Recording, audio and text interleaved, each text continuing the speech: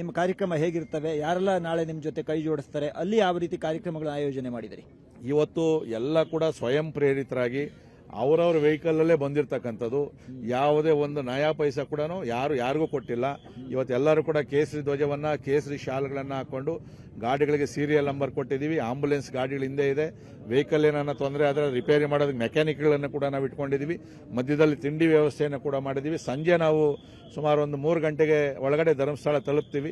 ಅಲ್ಲಿ ಪ್ರಸಾದವನ್ನು ರೂಮ್ ವ್ಯವಸ್ಥೆ ಎಲ್ಲ ನಾವು ಮೊದಲೇನೆ ಒಂದು ವಾರಕ್ಕೆ ಮೊದಲೇನೆ ಮಾಡಿದ್ದೀವಿ ನಾವೆಲ್ಲ ಕೂಡ. ಯಾಕಂದ್ರೆ ತಕ್ಷಣ ಕಾಲ ಆಗಲ್ಲ ಅಂತ ಗೊತ್ತು. ಸುಮಾರು ಅಲ್ಲಿ 1,000 ಜನ ನಮ್ಮ ಕಾರ್ಯಕರ್ತರು ಏನವ್ರೆ ಅವ್ರು ಉಳ್ಕೊಳ್ಳೋಕೆ ವ್ಯವಸ್ಥೆ ಎಲ್ಲ ಕೂಡ ನಾವು ಮಾಡಿದ್ದೀವಿ.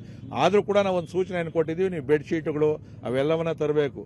ಅಕಸ್ಮಾತ್ ಜಾಗ ಸಿಗಲಿಲ್ಲ ಅಂದ್ರೆ ವರಾಂಡದಲ್ಲಾದ್ರೂ ಮಲಗಬೇಕು, ಇಲ್ಲಾಂದ್ರೆ ಆಚೆ ಆದ್ರೂ ಮಲ್ಕೊಬೇಕು. ನಾವೀಗ ಹೋಗ್ತಾ ಇರ್ತಕ್ಕಂಥದ್ದು ಶ್ರೀ ಕ್ಷೇತ್ರದ ರಕ್ಷಣೆಗೋಸ್ಕರ. ಬಹುಶಃ ಮಂಜುನಾಥ ಸ್ವಾಮಿ ಆಶೀರ್ವಾದದೊಂದಿಗೆ ಈ ಕಾರ್ಯಕ್ರಮವನ್ನು ಯಶಸ್ವಿ ಆಗ್ತದೆ. ಮತ್ತು ಏನು ಆಪಾದನೆ ಬಂದಿದೆ, ಆಪಾದನೆ ಮಾಡದಿರ್ತಕ್ಕಂಥವ್ರಿಗೂ ಕೂಡ ಶಿಕ್ಷೆ ಕೊಡು ದೇವರೇ.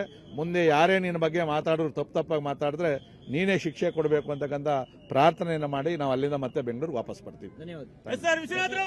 ಇದು ಎಸ್ ಆರ್ ವಿಶ್ವನಾಥ್ ಅವರ ಮಾತು. ಕ್ಯಾಮರಾ ಪರ್ಸನ್ ನಾಗರಾಜ್ ಜೊತೆ ರವಿ ಶಿವರಾಮ್, ಏಷ್ಯಾನೆಟ್ ಸುವರ್ಣ ನ್ಯೂಸ್, ನೆಲಮಂಗಲ.